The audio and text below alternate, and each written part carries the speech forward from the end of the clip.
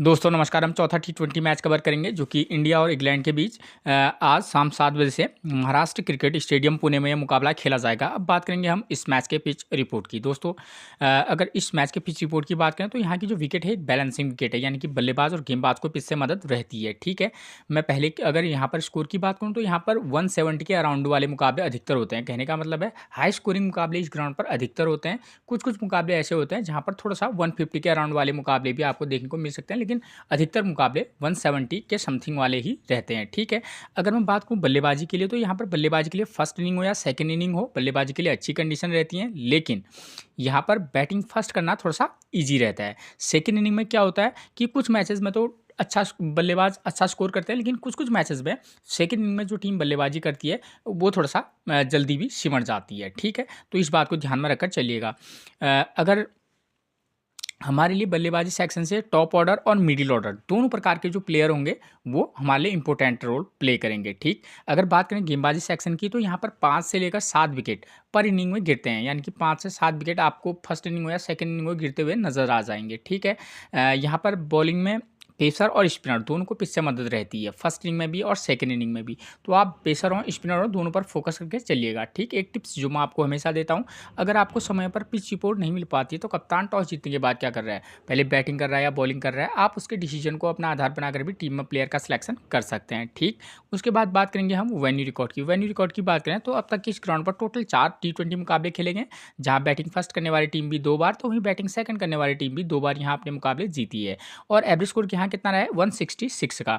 ठीक है, अगर एवरेज स्कोर से ही शुरू करें तो देखिए 166 रन अगर एवरेज स्कोर है तो आप समझ सकते हैं कि यहाँ पर बल्लेबाजी फर्स्ट के लिए जो टीम बल्लेबाजी फर्स्ट इनिंग बल्लेबाजी करती है वो अच्छा खासा टोटल बनाती है। ठीक है ना, अगर बल्लेबाज चले तो यहाँ 200 का स्कोर भी बनता है। ठीक, इन 4 मुकाबलों में 2 बार बैटिंग फर्स्ट 2 बार बैटिंग सेकंड करने वाली टीम जीती है, तो कह सकते हैं कोई भी टीम यहाँ मुकाबला जीत सकती है, चाहे वो इंग्लैंड हो या इंडिया। ठीक है, जो टीम अच्छा खेलेगी वो यह मुकाबला जीत सकती है। ठीक है, क्योंकि जब हम टीम बनाते हैं हमको कई फैक्टर पे भी ध्यान देना होता है। दोनों प्लेयरों की टीम दोनों प्लेयर जो टीम है उनके प्लेयरों की फॉर्म क्या चल रही है, इस ग्राउंड पर किस प्रकार के मुकाबले होते हैं, हाई स्कोरिंग होते हैं, लो स्कोरिंग होते हैं। ठीक है, और फर्स्ट इनिंग में किस प्रकार का गेम होता है, सेकंड इनिंग में किस प्रकार का गेम होता है, और पेसर और स्पिनर को कितना कितना मदद है, उससे एक थोड़ा बहुत आइडिया हो जाता है कि भाई एग्जैक्ट वैसा ना हो, लेकिन हाँ आपको एक समझ में आ जाता है कि हाँ भाई इस ग्राउंड का रिकॉर्ड ये है, तो मे बी प्लेयरों की फॉर्म ये चल रही है, उनके गेंदबाज इस फॉर्म में, बल्लेबाज अपोजिशन के इस फॉर्म में है, तो मे बी ऐसा ऐसा हो सकने की संभावना हो सकती है। ठीक है, तो अगर आप 2-4 टीमें बनाएंगे तो फिर अलग अलग तरीके से सोचेंगे तो मे बी आप अच्छी टीम बना सकते हैं। उसके बाद बात करेंगे स्कोरिंग पैटर्न की, तो देखिए 150 से कम का स्कोर एक बार, 150 टू 169 एक बार और 200 प्लस का स्कोर 2 बार बना है। यानी कि यहाँ पर अधिकतर मुकाबले तो यहाँ पर आपको 170 के अराउंड वाले मुकाबले देखने को मिलेंगे। ठीक है, कुछ ही मुकाबले ऐसे होते हैं जहाँ टीमें 150 के अराउंड सिमटती हैं। ठीक है, वरना आप ये मान के चलिए कि इस वाले मुकाबले में मेरा अपना प्रिडिक्शन है कि यहाँ 170 प्लस का स्कोर बनना चाहिए। ठीक, उसके बाद बात करके हम वेन्यू मैचेस की। देखिए वेन्यू मैचेस से आपको समझ में आ जाएगा कि इस ग्राउंड पर किस प्रकार के मुकाबले होते हैं। ठीक है, ये मुकाबला है 5 जनवरी 2023 का मुकाबला है, जहां श्रीलंका ने फर्स्ट इनिंग में बल्लेबाजी की है, 206 रन बनाए और विकेट कितने गिरे हैं, विकेट पर भी विशेष फोकस करके चलिएगा, विकेट कितने गिरे हैं 6। ठीक है, और इंडिया ने 190 रन बनाए, विकेट कितने गिरे 8। कहने का मतलब अगर हम इस मैच को देखेंगे तो ये तो क्लियर है कि यहाँ 6 से 8 विकेट गिर रहे हैं, कभी 7 भी गिर सकते हैं, कभी 5 से कभी 8-9 भी विकेट गिर सकते हैं। ठीक है, तो बॉलर को थोड़ा सा ध्यानपूर्वक सेलेक्ट कीजिएगा। ठीक, भले ये हाई स्कोरिंग ग्राउंड है लेकिन हाँ बॉलर भी इंपॉर्टेंट रोल प्ले करेंगे। अगर मैं बात करूँ यहाँ पर स्कोर की, तो ध्यान दीजिए कि यहाँ पर श्रीलंका ने 206 रन बनाए तो इंडिया ने भी 190 बना लिए हैं। यानी कि बशर्ते कि क्या हो सकते हैं, 2 कंडीशन हो सकती हैं। एक तो यही कंडीशन हो सकती है जहाँ पर टीम जो है चेज करते करते उसको थोड़ा बहुत कुछ 10-15 रन से मैच हार जाए, यानी कि सेकेंड इनिंग में भी जो टीम बल्लेबाजी करेगी तो उसके बल्लेबाज भी स्कोर निश्चित तौर पर कर सकते हैं। दूसरा कंडीशन यहाँ पर को ये हो सकता है कि यहाँ पर टीम चेज भी कर सकती है, बशर्ते यहाँ पर 10-15 रन से इंडिया मुकाबला हार गई, लेकिन संभावना ये भी है कि जो टीम सेकंड इनिंग में बल्लेबाजी करेगी वो भी मुकाबला जीत सकती है। तो दोनों प्रकार की कंडीशन मैंने आपको बता दी हैं। ठीक है, इसके बेस पर भी टीम बनाना। ठीक है, और दूसरा क्या है यहाँ पर देखिए दूसरा मुकाबला किस प्रकार का हुआ है, यहाँ इंडिया ने फर्स्ट इनिंग में तो बल्लेबाजी की है, 201 रन का स्कोर किया है। ठीक है, एक बार फिर से फर्स्ट इनिंग में जिस टीम ने बल्लेबाजी की है उसने 200 का स्कोर किया है। 10 जनवरी 2020 का मुकाबला है और श्रीलंका 123 रन पर और टीम आउट होगी। तो मैं आपको ये भी बताना चाह रहा था कि यहाँ पर जो टीम बैटिंग फर्स्ट करती है वो हाई स्कोर करती है, और सेकंड इनिंग में कभी कभी टीमें जो होती हैं 150 140 के अराउंड भी टीमें सिमट जाती हैं। तो दोनों प्रकार से आपको टीम बनाकर चलनी होगी। ठीक है, अब वो किस प्रकार से बनाकर चलनी होगी वो मैं आपको बताऊँगा। ठीक है, तो सबसे पहले मैं इस वाले मैच को पकड़ता हूँ क्योंकि यहाँ पर इस प्रकार के मुकाबले कुछ ज़्यादा होते हैं। ठीक, इस वाले मैच को आधार माने तो हमको पता है कि भाई यहाँ पर बल्लेबाजी के लिए तो चाहे फर्स्ट इनिंग हो या सेकंड इनिंग हो अच्छी कंडीशन है, लेकिन विकेट भी गिर रहे हैं। तो इसके बेस पर हमको पता है कि पावर प्ले में यहाँ 0 विकेट गिरा है और लगभग टॉप ऑर्डर और मिडिल ऑर्डर का प्लेयर स्कोर कर रहा है। तो दो कंडीशन होंगी, या तो इंडिया बैटिंग फर्स्ट करेगी या इंग्लैंड। तो हम ये मान के चलते हैं कि अगर इंडिया बैटिंग फर्स्ट करेगी तब हम किस प्रकार से टीम बना के चल सकते हैं। अगर इंग्लैंड बैटिंग फर्स्ट करेगी उसके बाद मैं बताऊँगा किस प्रकार से हम टीम बनाकर चल सकते हैं। इंडिया बैटिंग फर्स्ट करेगी तो इंडिया की तरफ से ओपनर कौन आते हैं, संजू सैमसन, अभिषेक शर्मा और नंबर 3 पर सूर्य कुमार यादव या कभी तिलक वर्मा आते हैं। ठीक है, तो क्योंकि हमको पता है भाई बल्लेबाजी के लिए अच्छी कंडीशन है। ठीक, लेकिन विकेट भी यहाँ 6 से 8 विकेट गिर रहे हैं, चाहे फर्स्ट इनिंग हो या सेकंड इनिंग हो। तो संजू सैमसन और अभिषेक शर्मा की अगर फॉर्म की करंट की फॉर्म की बात करूँ तो संजू सैमसन की फॉर्म अच्छी नहीं है, अभिषेक शर्मा भी बहुत अच्छी फॉर्म में नहीं है, लेकिन हाँ ठीक ठाक टच में है।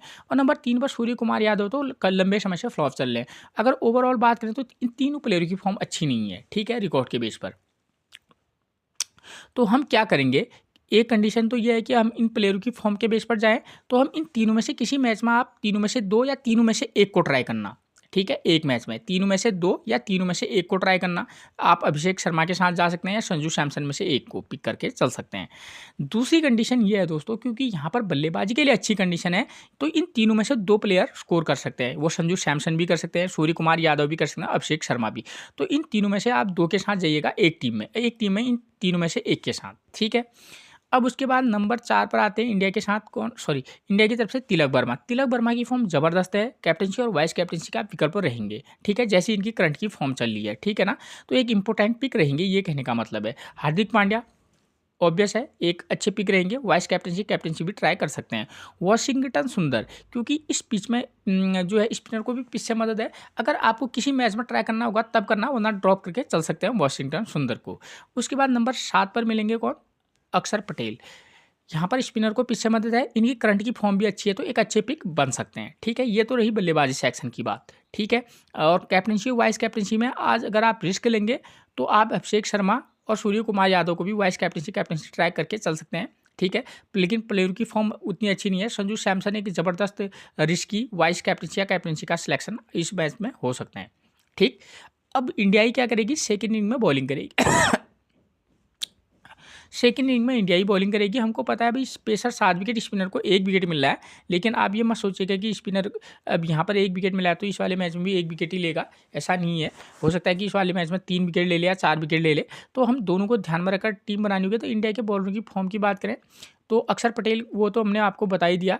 उसके बाद नंबर 9 पर मिलेंगे बॉलिंग में, देखिए मोहम्मद शामी, करंट काफ़ी लंबे समय के बाद इंटरनेशनल T20 मुकाबले खेल रहे हैं तो थोड़ा सा दिक्कत हो रही है इनको। तो किसी मैच में चाहे तो ट्राई करना, किसी मैच में ड्रॉप निश्चित करके चलना। रवि बिश्नोई अच्छे गेंदबाज हैं, लेकिन करंट की फॉर्म कोई दमदार है नहीं, लेकिन पिच से स्पिनर को मदद है। तो अगर रिस्क लेंगे तो ही पिक करना, वरना ड्रॉप करके चल सकते हो। वरुण चक्रवर्ती की जैसी फॉर्म चली है सीधे सिलेक्शन इनको मिलना चाहिए। ठीक है, तो बॉलिंग में आप वरुण चक्रवर्ती, किसी मैच में मोहम्मद शामी, अक्षर पटेल, हार्दिक पांड्या के साथ जा सकते हैं। ठीक है, तो इस तरीके का कॉम्बो पैक बनाकर चलना है, क्योंकि अभिषेक शर्मा एक आध ओवर की गेंदबाजी कराते हैं। ठीक है, अब दूसरी कंडीशन आती है भाई, अगर इंग्लैंड बैटिंग फर्स्ट करेगी तब हम किस प्रकार से टीम बना के चल सकते हैं। हमको पता है बल्लेबाजी के लिए अच्छी कंडीशन है। ठीक है, तो इंग्लैंड की तरफ से ओपनर बल्लेबाज कौन आते हैं, फिल सॉल्ट, बेन डिकेट और नंबर 3 पर आता है जॉस बटलर। इन तीनों में से अगर मैं बात करूं तो जॉस बटलर की फॉर्म ज़बरदस्त है, तो एक अच्छे पिक हमारे लिए जॉस बटलर तो बन सकते हैं। साथ में वाइस कैप्टनसी का भी विकल्प बन सकते हैं। ठीक है, फॉर्म के बेस पर इन तीनों में से अगर बात करूं तो जॉस बटलर की फॉर्म ज़बरदस्त है। अगर पिच की बात करें तो यहाँ पर आप बेन डिकेट, जॉस बटलर, इन तीनों में से 2 को मौका भी देकर चल सकते हैं। ठीक, उसके बाद नंबर 4 पर मिलेंगे कौन, हैरी ब्रूक की करंट की फॉर्म थोड़ा सा दिक्कत वाली है, लेकिन पिच में बल्लेबाजी के लिए अच्छी कंडीशन है, तो हैरी ब्रूक एक रिस्की पिक बन सकते हैं। लियाम लिविंगस्टन और जैसन स्मिथ, ये 2 प्लेयर, लियाम लिविंगस्टन गेंदबाजी के साथ साथ बल्लेबाजी से पिछले मैच में ज़बरदस्त प्रदर्शन किया था, तो ओवरऑल एक अच्छी पिक रहेंगे। जैसन स्मिथ उतनी अच्छी इनकी फॉर्म बशर्ते ना हो, लेकिन हाँ प्लेयर ज़बरदस्त हैं, अगर रिस्क लेंगे तो लिया जा सकता है, ठीक है। अगर ड्रॉप करना चाहेंगे तो भी कर सकते हैं, ठीक। उसके बाद नंबर 7 पर मिलेंगे जैमी ओबर्टन। करंट की फॉर्म कोई खास है नहीं बल्ले से, लेकिन गेंदबाजी अच्छी करते, मतलब क्योंकि पेसर को पिच से मदद है, तो जैमी ओबर्टन एक रिस्की लेकिन हाँ एक की फैक्टर वाले पिक बन सकते हैं, ठीक। अब देखिए सेकेंड इनिंग में इंग्लैंड की टीम क्या करेगी, बॉलिंग करेगी। तो सेकेंड इनिंग में अगर बॉलिंग करेगी इंग्लैंड, तो यहाँ हमको पता है पेसर और स्पिनर को पिच से मदद थोड़ी बहुत है। तो इंग्लैंड की तरफ से जो बॉलर की फॉर्म की बात करें तो जैमी ओबर्टन एक रिस्की पिक रह सकते हैं। बार्डन कायर्स इंपॉर्टेंट पिक रहेंगे, ठीक है। और अगर रिस्क लेंगे तो वाइस कैप्टनसी ट्राई कर सकते हैं। जोफ्रा आर्चर की भी फॉर्म अच्छी है, अच्छे पिक हो सकते हैं। आदिल रशीद जो है वो ठीक ठाक टच में है। एक स्पिनर को मौका देंगे, तो जब आप लियाम लिविंगस्टन को ड्रॉप करेंगे तो आप आदिल रशीद के साथ जा सकते हैं, वरना ड्रॉप करके चल सकते हैं। मार्क वुड एक ठीक ठाक एक डिसेंट फॉर्म है इनकी, किसी मैच में ज़्यादा टीमें बना रहे होंगे तो आप इनको ट्राई करके चल सकते हैं, ठीक हो गया। अब बात आती है इनके सेकेंड इनिंग में। अब मैंने आपको पहले ही भी क्लियर किया हुआ है कि भाई सेकेंड इनिंग में क्या हो सकता है, यहाँ पर दोनों प्रकार की कंडीशन हो सकती हैं। सेकेंड इनिंग में जो टीम बैटिंग करे या तो वो चेज कर लेगी या वो कुछ 10-15 रनों से हार सकती है। तो दोनों कंडीशन में एक ही जैसी लगभग टीम रहेगी। तो यहाँ पर पावर प्ले में सेकेंड इनिंग में 4 विकेट गिर रहे हैं, ठीक है। ज़रूरी नहीं है इस वाले मैच में 4 विकेट गिरे, लेकिन हाँ 1 से 2 विकेट तो गिरने की संभावना मैक्सिमम रह सकती है। तो जो टीम सेकेंड इनिंग में बल्लेबाजी करेगी उसके बल्लेबाज अगर फॉर्म में 1, 2, 3 में से, तो आप एक को पिक करके चल सकते हैं किसी मैच में दोनों 2 को पिक करके भी चल सकते हैं, ठीक है, अकॉर्डिंग टू सिचुएशन, ठीक है। किसी मैच में तो टॉप 3 में से 1 को, और किसी मैच में टॉप 3 में से केवल 2 को, किसी मैच में 2, किसी मैच में 1, ठीक। उसके बाद बात के जो बल्लेबाज हैं जैसे 4, 5 और 6 और 7 नंबर के जो प्लेयर हैं, ठीक है, उसमें से आप क्या कर सकते हैं, 4 नंबर 6 नंबर के प्लेयर के साथ आप जा सकते हैं, ठीक है। टॉप 3 में से 1 को पिक करना और 4 नंबर 6 नंबर का पिक रहेगा, ठीक। और बल्लेबाजी के लिए आपको लगेगा कि स्कोर हो सकता है, तो उस कंडीशन में आप चाहें तो टॉप 1 नंबर, 3 नंबर, 5 और 6 या 7 में से 1 को ट्राई करके चल सकते हैं, ठीक है। 6-7 पर तो ऑलराउंडर आ ही जाते हैं, ठीक है। तो ये इस तरीके का कॉम्बो पैक बना के चलना। अब बात आती है बॉलिंग सेक्शन की। तो यहाँ पर देखिए बॉलिंग में क्या है